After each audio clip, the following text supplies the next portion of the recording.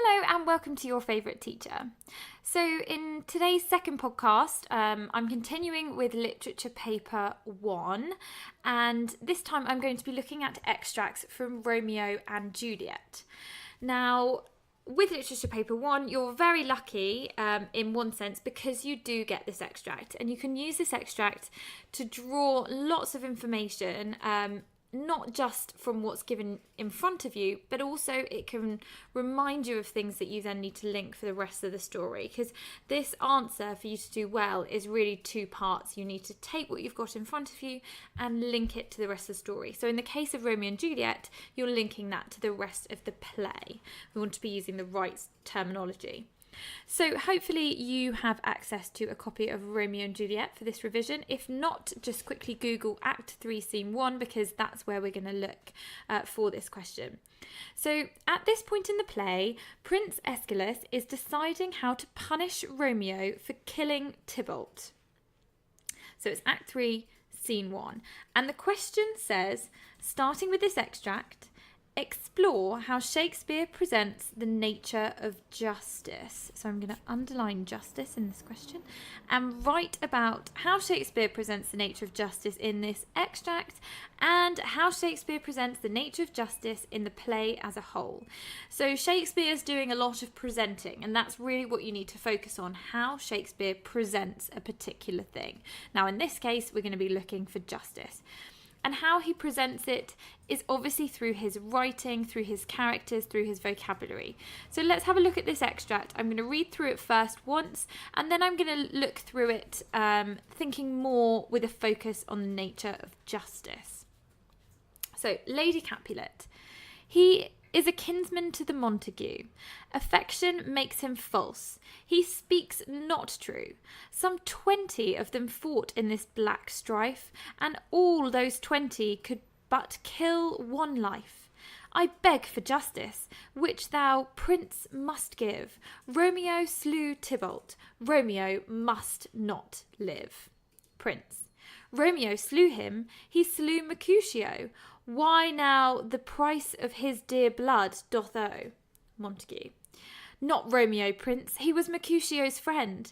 His fault concludes but what the law should end, the life of Tybalt. Prince. And for that offence immediately we do exile him hence. I've interest in your hate's proceedings. My blood for your rude brawls doth lie a-bleeding. But I'll amerce you with so strong a fine that you shall all repent the loss of mine. I will be deaf to pleading and excuses, nor tears nor prayers shall purchase our abuses. Therefore use none. Let Romeo hence in haste, else when he's found, that hour is his last. Bear hence this body and attend our will. Mercy but murders, pardoning those that kill. Sorry, that was quite poorly read. So, as with all of Shakespeare, there's lots of waffle and lots of things that you might not necessarily understand, and you might get an extract and be like, oh my sweetness and light, what am I going to do with this? So you just need to take it line by line. Remember, at all times you're looking for something to do with justice and how it's being presented. So we know from before we even read this extract that in this point of the play, Romeo has killed Tybalt. So we're looking for punishment for murder. And that's what you need to think about here. You need to think about how that's being put across. So Lady Capulet, in her first few lines, basically, to summarise, is saying that she wants justice for Tybalt. And justice is one of those words which it can sometimes be misconstrued with revenge, and justice really means what is right, and that's something that philosophers have struggled to define for a really long time. But essentially, we're looking at how justice is being presented by Shakespeare. So Lady Capulet seems to think that justice for Tybalt is kind of like that old phrase, an eye for an eye. So Romeo killed Tybalt, or slew, that's what that means. Romeo must not live. So we've got our first real suggestion here, that justice for, in this instance, according to Lady Capulet, means because he's killed somebody, he can't survive. So it's kind of capital punishment type idea, that as punishment for Tybalt dying, justice for Tybalt would be for Romeo to be killed. But Prince says, Romeo slew him. Yes, he did. Remember, slew means killed. So Romeo killed Tybalt. Tybalt killed Mercutio. Now, who now the price of his dear blood doth owe? So he's saying, who killed Mercutio? Mercutio's died as well. So we've already got two deaths. We've got the death of Tybalt and the death of Mercutio. Was Mercutio just killing Tybalt to pay that blood price? We've got this blood doth owe, and I think it's the idea that if blood has been spilt, it needs to be retaliated, and that sort of concept of justice and retaliation and revenge seems to be quite prominent. So one person dies, that person who's done the killing gets killed, and that seems to be the concept of justice for this time period, that if you do something wrong like that, you get killed. But the prince is asking, who's paying the price of Mercutio? Montague then says, not Romeo, prince, he was Mercutio's friend. His fault concludes but what the law should end, the life of Tybalt. So what Montague's saying here in defence of Romeo, who is of course a Montague, is he's saying, listen, the justice was in Tybalt having to die for the murder of Mercutio. And really, all that Romeo's done here is he's just come in and he's done your job for you. So he's done what the law should end. So Romeo, in killing Tybalt, has caused justice. So Romeo is not at fault. What he's saying is he was Mercutio's friend. His fault concludes, but what the law should end, the life of Tybalt. So the life of Tybalt, according to Montague, is what must be taken for justice. And so Montague's arguing that, listen, Romeo just did that, did the just thing, and he just did it sort of preemptively, kind of a vigilante justice.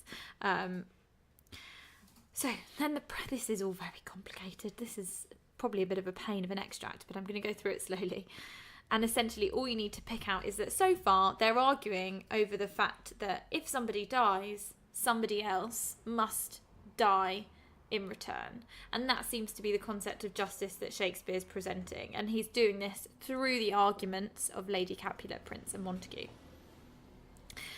So, Prince, and for that offence immediately we do exile him hence. So he's saying that the one person has died, the next person has died as a result, and so Romeo's punishment should be that he is exiled. My blood for your rude brawls doth lie a-bleeding. But I am mercy with so strong a fine that you shall all repent the loss of mine.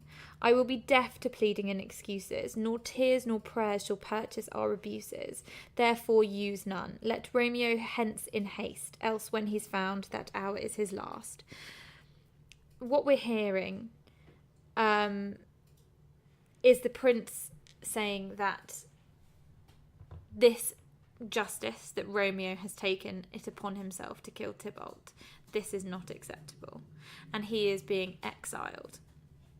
And the prince here is really putting his foot down, because remember that this war between these two houses has been going on for a long time, and the bloodshed for your rude brawls here, he's had enough. So he's basically punishing them with a fine. So the nature of justice in this extract has a few different things that you need to talk about. The first is the idea of an eye for an eye. Romeo must not live, that's being put forward by Lady Capulet. And her view of justice, that Shakespeare's presenting this view through her. Obviously, she's not a real person. So you need to remember that Shakespeare does these things. So Shakespeare's representing one view, which is that if somebody is killed, that killer should be killed. Montague is saying that isn't the case, and that Romeo should not be killed because his killing was just. So he killed Tybalt justly because of Mercutio. And then we also have a different punishment, the idea of an exile. Immediately we do exile him hence, and what he's saying is he's giving him a chance for Romeo to leave. Let Romeo hence in haste. So he's saying he's got to go, and he's got to go now. In haste means right now. Else, when he's found, that hour is his last. And that's quite a poetic way of saying, if I see him, I'll kill him. And so essentially what the prince has said is that Romeo must leave. He is banished. And so he has taken a slightly more merciful look rather than let's just kill Romeo, because then we've got killing upon killing upon killing. He's saying that Romeo must leave and this feud must be over. We've also got the idea of a fine. So really Shakespeare presents justice as punishment. And I think that's interesting. We look at the different types of punishment for the different crimes. And I think definitely justice as punishment was something that was very typical of that time. And even until quite recently, the idea of punishment rather than rehabilitation, which tends to be something that's much more modern, an idea of how you deal with a crime. But so through Lady Capulet, the Romeo must not live, that's what I'd pick out. And blood doth owe, the idea of owing blood, that's what the prince says. We've got my blood for your rude brawls, so showing his frustration at what's happening.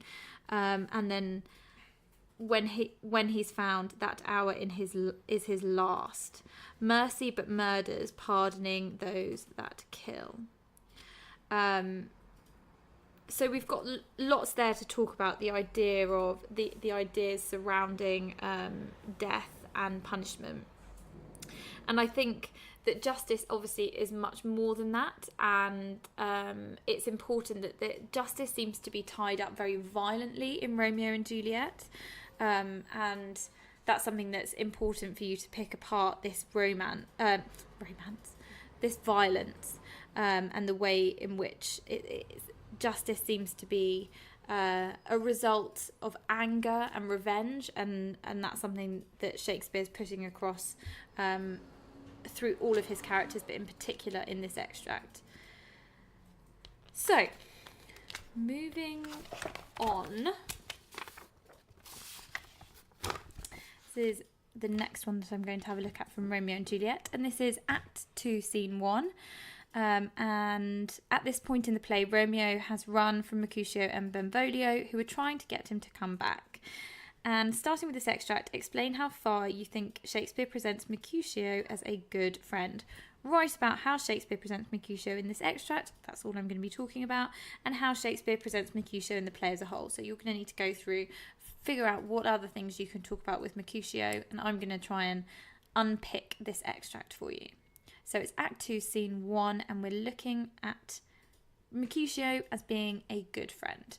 So this is the conversation between Benvolio and Mercutio. Benvolio.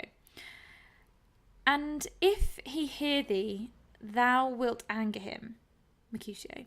This cannot anger him. 'Twould anger him to raise a spirit in his mistress's circle, of some strange nature, letting it there stand till she had laid it and conjured it down. That were some spite. My invocation is fair and honest, and in his mistress's name I conjure only but to raise him up. Benvolio.